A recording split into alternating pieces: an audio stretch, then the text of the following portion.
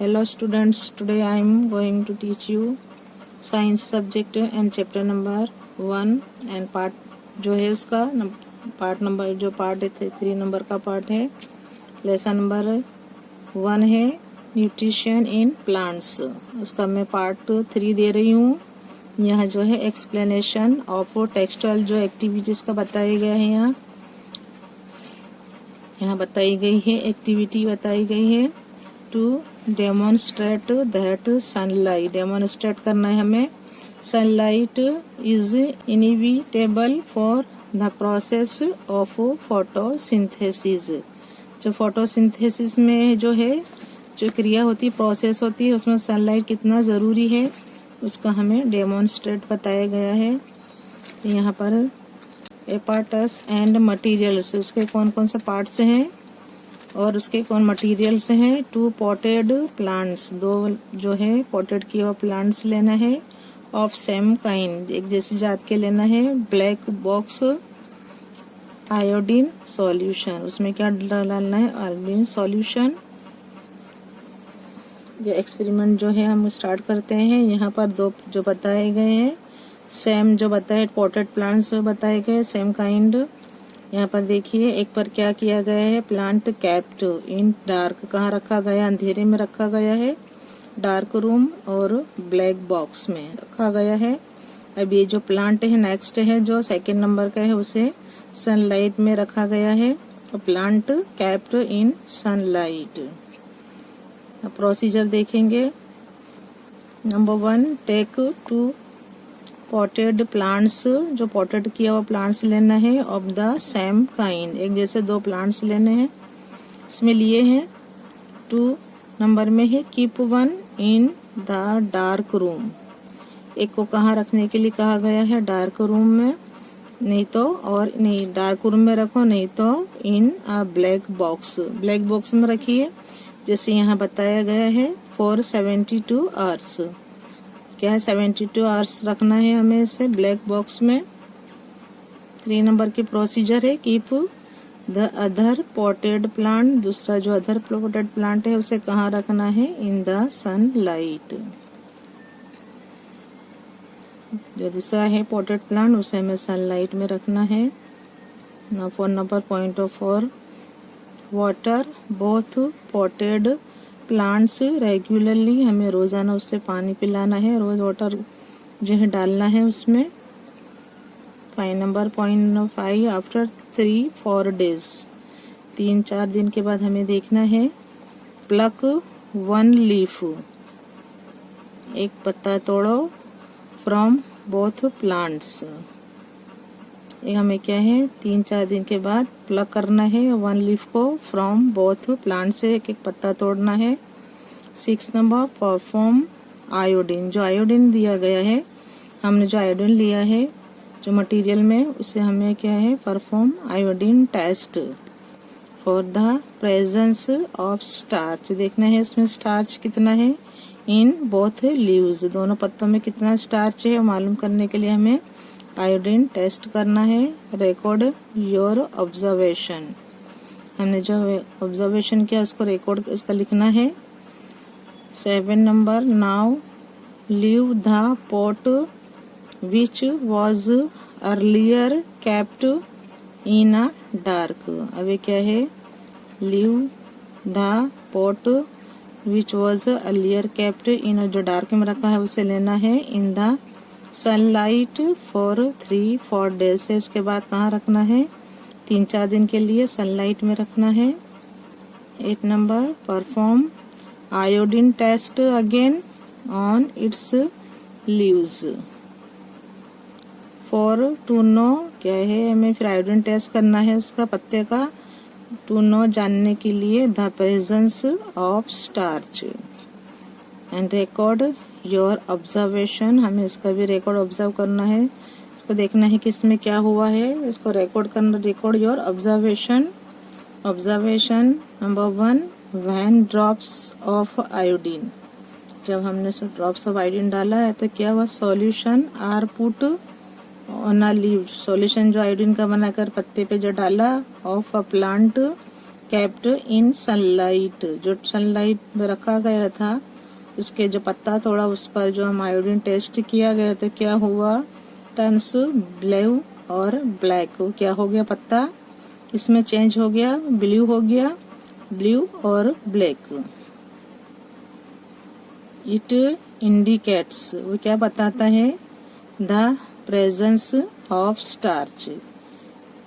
हम डालेंगे तो क्या हो जाएगा, उसका पत्ता या तो ब्लू हो जाएगा या तो ब्लैक हो जाता है। इट क्या बताता है, इट इंडिकेट्स द प्रेजेंस, हाजिरी बताता है, ऑफ स्टार्च। तो it indicates the presence of starch. Observation point 2, when drops of iodine solution. जब क्या है, ड्रॉप्स ऑफ आयोडीन का जो सॉल्यूशन बनाया उससे हमने डाला। When drops of iodine solution are put, कहाँ रखा उसको, on a leaf of a plant, जो प्लांट का जो पत्ता तोड़ा था उस पर रखा, जो कहाँ रखा गया था, केप्ट इन द डार्क, जो डार्क में अंधेरे में रखा गया था।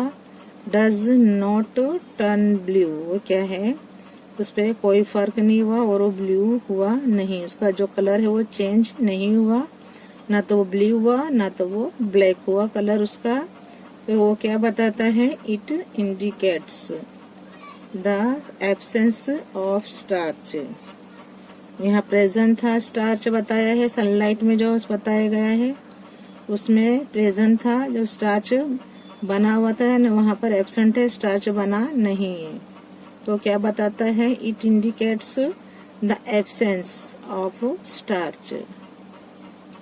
Point number 3, the leaves of the plant kept in sunlight, जो रखा गया था सनलाइट में for 3-4 days, which was earlier kept in dark, फिर डार्क में रखा गया। तो show presence of starch with iodine solution, तो भी क्या है उसने बताया, स्टार्च जो है वो आयोडीन जो सॉल्यूशन डाला गया है, तो भी इन डार्क में जो रखा गया था शो उसमें प्रेजेंट था स्टार्च विथ आयोडीन सॉल्यूशन। तो इस पर से हम कंक्लूजन क्या नतीजा ले सकते हैं, क्या बता सकते हैं कि भाई sunlight is inevitable for the process of photosynthesis. Sunlight जो है फोटोसिंथेसिस की जो क्रिया प्रोसेस होती है, सनलाइट जरूरी है। देखिए जो अंधेरे में रखा गया था उसके पत्ते पे क्या है, आयोडीन सॉल्यूशन डालने पर भी कोई असर नहीं हुआ, यानी क्या है, हमें सनलाइट जरूरी है। तो फोटोसिंथेसिस की जो प्रोसेस जो है उसमें सनलाइट जरूरी है। तो हमें इस पर से ये मालूम हुआ और जो है sunlight is most be important to क्या है, make the starch on the leaf, जो है उसका जो कलर हरा होता है, क्लोरोफिल बनता है और स्टार्च भी बनता है। तो हमें क्या चाहिए, सनलाइट इज जरूरी है। सनलाइट के बगैर क्या है, फोटोसिंथेसिस की क्रिया जो है, जो प्रोसेसिंग है वो कंप्लीट नहीं हो पाएगी। तो हमें से अपने क्या नतीजा जान सकते हैं कि भाई सनलाइट जो बहुत जरूरी है। अब एक्टिविटी 2 पर आते हैं। अब यहाँ फंगस बताई है, फंगी है ऑन ब्रेड, देखिए ब्रेड पर फंगी बताई गई है। तो अब यहाँ एक्टिविटी 2 है, हम चेक करेंगे to check the presence of fungi, फफूंद जो होती है, ऑन आ स्टेल ब्रेड, जो बासी ब्रेड है खराब हो गया है उस पे हम क्या चेक करेंगे, हाजिरी चेक करेंगे फंगी की, जो फफूंद चढ़ जाती है। अभी देखिए अभी रेनी सीजन है, उसमें भी हमें ये नहीं खाना चाहिए, जो ब्रेड है ये सब जो बेकरी आइटम्स नहीं खाना चाहिए, क्योंकि अभी उसमें फंगी लगने का डर रहता है, अंदर में मालूम नहीं पड़ता, हम खा लेते हैं। तो हमें क्या है, जो रेनी सीजन में बेकरी की जो आइटम्स नहीं खानी चाहिए। Now activity 2 to check the presence of fungi on a stale food bread, stale जो ब्रेड है उसमें फंगी की जो की प्रेजेंसी है वो हमें चेक करना है। अपार्टस एंड मटेरियल्स क्या है, इसमें ब्रेड है, माइक्रोस्कोप है जिसमें से हम देख सकते हैं, माइक्रोस्कोप और magnifying glass and water. Bread, microscope और a magnifying glass water. Procedure देखेंगे हम। Number 1, take a piece of bread. हमें क्या लेना है, एक टुकड़ा लेना है ब्रेड का, and motion it with water, हमें इसे भिगोना है, मोशन करना है वाटर से। Number 2, keep it in a moist warm place, हमें इसे रखना है मोस्ट, जहाँ भेज वाली जगह पर रखना है, गर्म हो प्लेस, वेयर 2-3 days और अनटिल फ्लफी पैचेस। देखते हैं 2-3 दिन के बाद उस पे क्या है, फ्लफी पैचेस दिखाई देते हैं, appear on them. 3 number, observe the patches under a microscope. हम माइक्रोस्कोप में देखेंगे जो इसमें जो फंगी पड़ जाती है, और मैग्नीफाइंग अगर नहीं है तो मैग्नीफाइंग ग्लास से भी हम क्या है ऑब्जर्व कर सकते हैं। तो observe the patches under a microscope और अ मैग्नीफाइंग ग्लास। हमने क्या देखा, ऑब्जर्वेशन अवलोकन क्या किया, ऑब्जर्वेशन वाइट, ग्रीन और brown colour cotton like thread, डोरी जैसा क्या है, कॉटन जो होता है लाइक जैसे डोरी जैसा, उस पर आर सीन ऑन ब्रेड, क्या है वहां पर डोरी जैसी जो होती फंगी वो दिखाई दी। व्हाइट, ग्रीन और ब्राउन कलर, ये कलर बताया है। कॉटन लाइक जैसे रूह होती है, थ्रेड डोरी जैसा, आर सीन ऑन ब्रेड। अब कंक्लूजन क्या है, कंक्लूजन में हम क्या है नतीजे पर आएंगे हम। Fungi grow on stale bread, fungi कहाँ पैदा होती है, जो बासी जो ब्रेड होती है उस पर वो पैदा होती है। कंक्लूजन जो है हमारा जो नतीजा है, हमारा हमने अवलोकन किया, ऑब्जर्वेशन किया, अब किस नतीजे पर आएंगे कंक्लूजन में, तो they fungi grow on stale bread, fungi कहाँ पैदा होती है, बासी ब्रेड पर हो जाती है। तो हमें ऐसी चीजें बेकरी आइटम नहीं खानी चाहिए, और ज्यादातर in rainy season. Okay,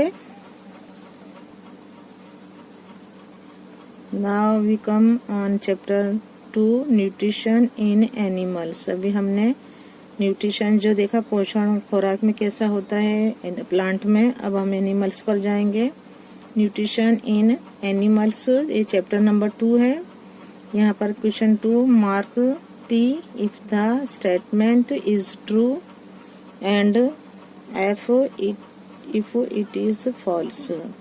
true है तो हमें टी लगाना है, और फॉल्स है तो क्या है वो हमें एफ पर क्या है राइट मार्क करना है।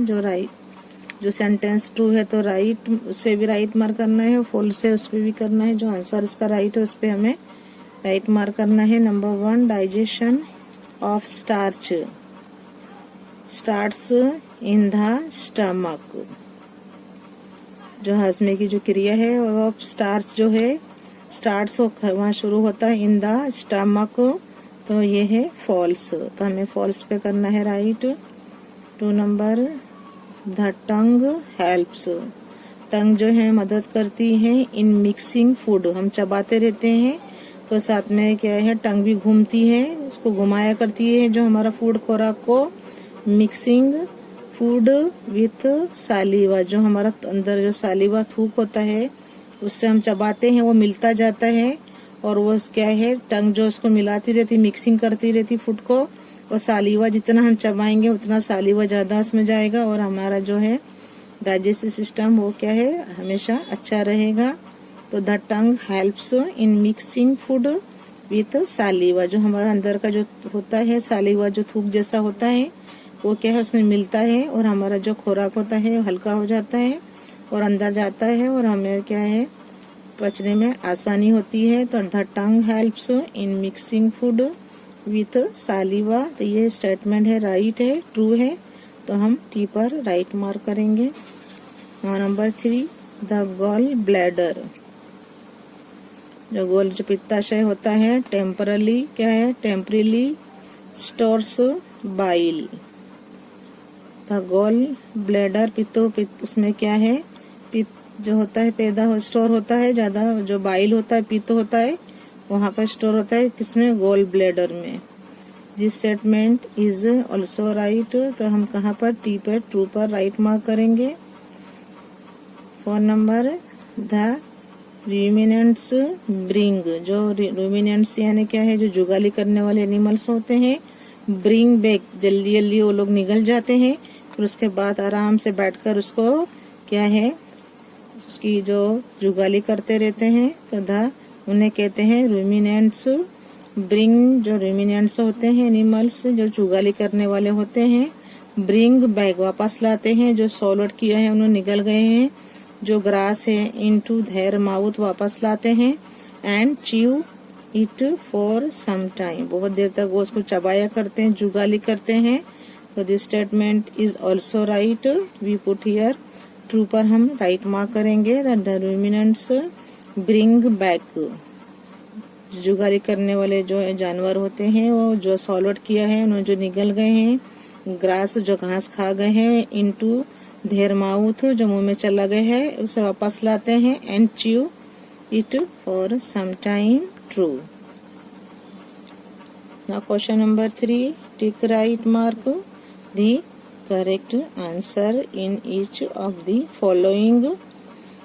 Number 1, fat is completely digested in the A, stomach, B, mouth, C, small intestine, and D, large intestine। Stomach है, पेट है, मुंह है, जो हम छोटी आंत बोलते हैं, छोटा नानो आंतड़ू कहते हैं, लार्ज इंटेस्टाइन जो बड़ी आंत होती है, तो ये सब क्या है? मोटा आंतड़ू जो है, तो इसमें है, इसमें इफेक्ट जो होता है, चर्बी इज कम्प्लीटली डाइजेस्ट हो जाती है in the A, stomach, B, mouth, C, small intestine, and D, large intestine. तो कहाँ डाइजेस्ट होती है फैट? तो सी, स्मॉल इंटेस्टाइन, छोटी आंत में। तो fat is completely digested in the small intestine.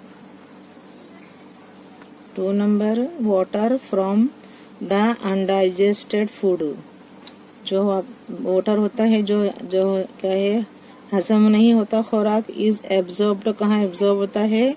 Mainly in the, कहाँ हो जाता?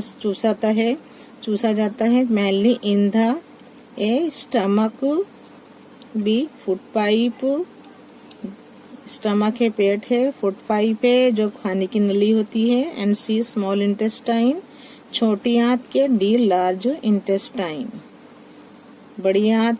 देखिए, जो नहीं होता, अनडाइजेस्टेड फूड होता है, जो वाटर जो उसका पानी होता है, एब्जॉर्ब जो किया है मेनली इन द, तो यहाँ आएगा लार्ज इंटेस्टाइन, डी है, लार्ज इंटेस्टाइन जो होता है वहां पर जाता है, और फिर क्या होता है?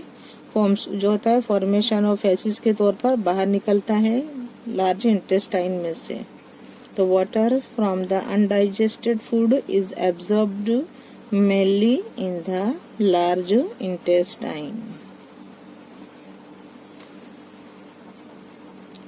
Now question 4, match the items of column first with those given in column second। In column में फूड कंपोनेंट से क्या है? फूड कंपोनेंट से है, और कॉलम सेकंड में क्या है? Products of digestion. Number 1, carbohydrates. इन कॉलम में number 1 carbohydrates, 2 proteins and 3 fats. इन column second fatty acids and glycerol, sugar and B sugar, C amino acids. अब ये है नंबर 1 है carbohydrates, we match with B sugar. Carbohydrates, B sugar, proteins में से क्या है? उसको डाइजेशन में क्या बनता है? Amino acids. Number 3 fats, we match with a fatty acids and glycerol. Once again Number 1 carbohydrates we match with B, sugar. 2 proteins we match with C, amino acids. And 3 fats we match with A, fatty acids and glycerol. Now question number 5. What are villi and what is their location and function? Villi क्या होती है? Answer the inner, जो अंदर के wall दीवार होती है, of the small intestine, जो छोटी आंत की जो दीवार होती है, have thousands of finger like out growth called villi. The inner wall of the small intestine have thousands of finger like out growth called villi. Location क्या है इसका? लोकेशन दे आर फाउंड, कहाँ पर पाई जाती है? They are found in the inner wall of small intestine, जो छोटी आंत की अंदर की जो दीवार है वहां पर पाई जाती है. इसका लोकेशन बताया है. दे आर फाउंड, जो विली है वो कहाँ पाई जाती है? In the inner wall of small intestine. Function क्या है उसका? काम क्या है? फंक्शन विली इंक्रीज बढ़ाती है द सरफेस, जो होता है सतह होती है, जो surface area for absorption of digested food. So absorption of digested food materials easily occurred in small intestine. Now question 6. Where is the bile produced? पित्त कहाँ पर बनता है, कहाँ पे पैदा होता है? Which component of the food does it help to digest? और कौन से फूड के कंपोनेंट्स हैं जो उसे मदद करते हैं डाइजेस्ट होने में, हजम होने में खुराक को? तो where is the bile produced, जो पित्त कहाँ पैदा होता है? और which component of the food does it help to digest? Now अब हम आंसर पर देखेंगे. आंसर में क्या है, किस तरीके से ये बाइल प्रोड्यूस होता है और कंपोनेंट जो होते हैं फूड के इसको कैसे मदद करते हैं हजम होने के लिए. आंसर लिखेंगे. Bile is produced in the liver, जो मैदा होता है लीवर में क्या है? प्रोड्यूस होता है, पैदा होता है. And bile helps to digest fat, जो कंपोनेंट होते हैं फूड के उसे डाइजेस्ट करता है. तो bile is produced in the liver and bile helps to digest fat component of the food. Now question 7. Name the type of carbohydrate. Name लिखने का है. अलग अलग different kinds of high carbohydrate that can be digested by ruminants, जो जुगाली करते हैं animals, but not by human. अपने ह्यूमंस नहीं करते हैं, बट क्या है ह्यूमन जो होते हैं नहीं करते हैं, बट जो रूमिनेंट्स जो होते हैं, जो जुगाली करने वाले जानवर जो करते हैं. तो क्या लिखने का है? उनके टाइप्स ऑफ कार्बोहाइड्रेट लिखने का है. That can B digested by ruminants but not by humans. Give the reason also. हमें रीजन भी बताना है. आंसर लिखेंगे. सेल्यूलोज, ये है टाइप ऑफ कार्बोहाइड्रेट का नाम है. Cellulose a type of carbohydrate can be digested by ruminants but can not be digested by human. Cellulose का इसमें होता है जो एनिमल्स होते हैं, जो रूमिनेंट्स जो जुगाली करने वाले में बनता है, but can not be digested कहाँ नहीं होता है? ह्यूमन में नहीं होता, जिसमें डाइजेस्टेड हजम नहीं होता है, डाइजेस्टेड बाय ह्यूमन. अब रीजन क्या है? तो रूमिनेंट्स जो होते हैं have a large sac like. उसका क्या है? जो रूमिनेंट्स जो एनिमल जुगाली करने वाले जानवर होते हैं उनका क्या है? थैली के जैसा स्ट्रक्चर होता है. कोल्ड इसको बोलते हैं. कई कम बिटवीन द स्मॉल कहाँ होता है? Small intestine and large intestine. The cellulose of the food is digested in caecum by the action of certain bacteria present here. Such bacteria are not present in humans. तो क्या है? Regions है, ruminants have a large sac-like structure called caecum between the small intestine and large intestine. The cellulose of the food is digested in caecum by the action of certain bacteria present here. Such इस तरह क्या है? ऐसे जो bacteria है are not present in humans में नहीं होते, इंसान में नहीं होते. Now question 8, why do we get instant energy from glucose?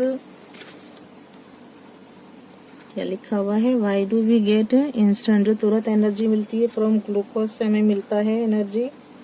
तो why do we get instant energy from glucose?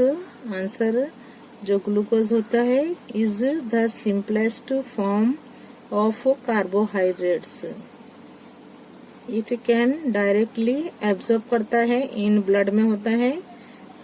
Through blood circulation it can reach, वहां पहुंचता है, जब सर्कुलेशन होता है ब्लड का उस दरमियान इट कैन पहुंचता है टू बॉडी सेल्स, जो अपने जो जिसमें है उसके जो सेल्स होते हैं वहां पहुंचता है. In the cells glucose breaks down, किसमें चेंज हो जाता है? With the help of oxygen into carbon dioxide and water. And energy क्या है? इससे रिलीज होती है, एनर्जी मिलती है. सो वी गेट इंस्टेंट, तुरंत जो एनर्जी है वो हम किससे मिल जाती है? From glucose.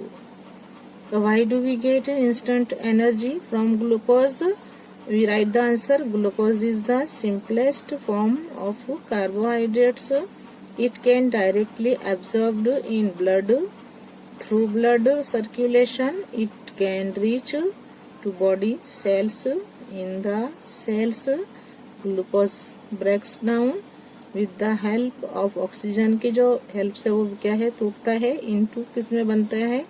Carbon dioxide and water में चेंज होता है एंड एनर्जी उससे हमें मिलती है. Energy is released, so we get instant energy from glucose. Now question 9, which part of the digestive canal is involved in? Which part जो है उसमें जो नीचे दिए गए हैं पार्ट्स, कौन से जो है डाइजेस्टिव कैनल इसमें क्या है? इन्वॉल्व है, शामिल है, वो हमें बताना है. नंबर 1 है एब्जॉर्प्शन ऑफ फूड. ये कहाँ होती है? Small intestine. इसके लिए कौन इन्वॉल्व है, कौन जवाबदार है? Small intestine. 2 number chewing of food.